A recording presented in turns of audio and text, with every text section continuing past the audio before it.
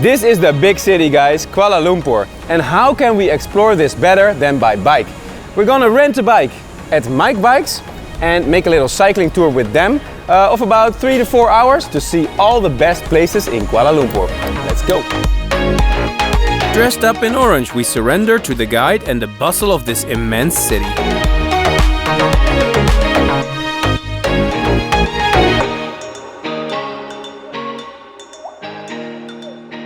Right in the middle of Kuala Lumpur is a place that you would not expect, and that's our first stop.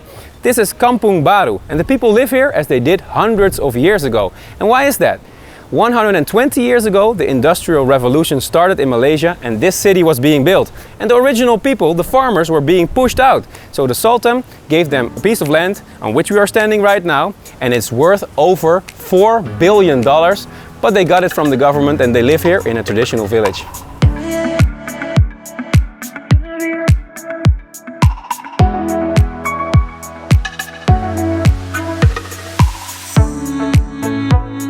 What a great sight is this old-fashioned farmer's village near that skyline.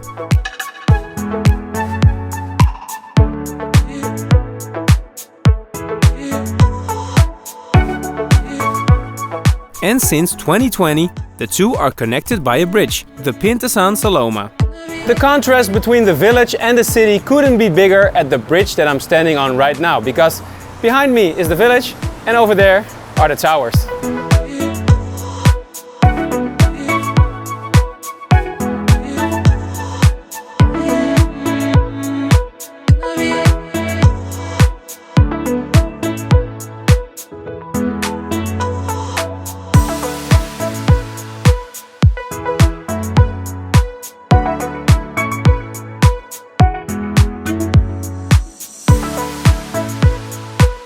For me this is very funny because we have the Johan Cruyff Foundation in the Netherlands and he makes these football courts, but they donated one here in Malaysia as well.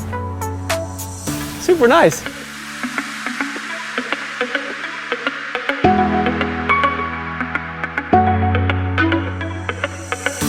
We continue the bike ride along the most famous mosques and temples.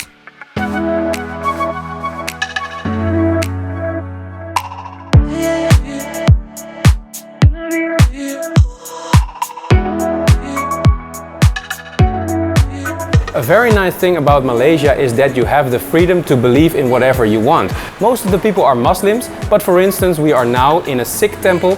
It's called a Gurdwara and they have a kitchen where everybody of every belief can eat for free as long as you do the dishes.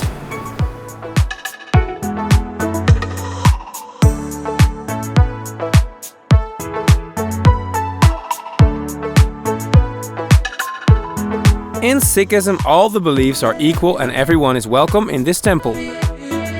What a wonderful experience, and we cycle on through the city of KL. The next stop, while we hear the mosque in the background, is the market, and we're gonna try some local herbs, spices and fruits over here to get to know them a little bit better, the locals.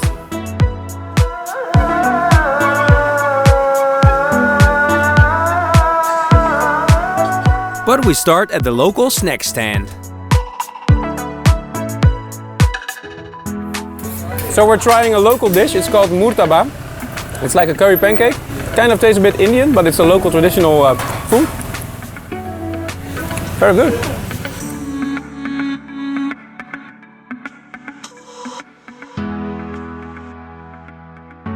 And then we go into the market dome to taste some tropical fruits that Malaysia is known for. First up, a fresh sweet rambutan.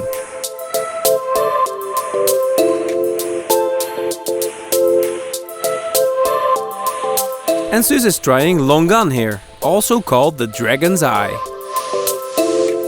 This is a deliciously sweet mangosteen. And finally we try this bittersweet langsat.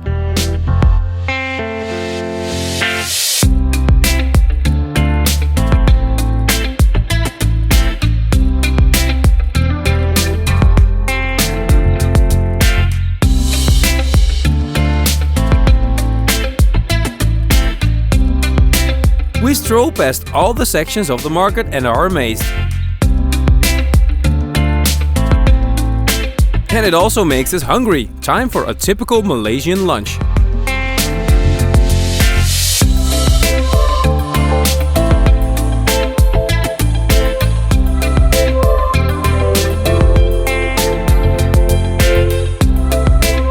The cycling tour of MikeBikes was so much fun and we already saw a lot of the city.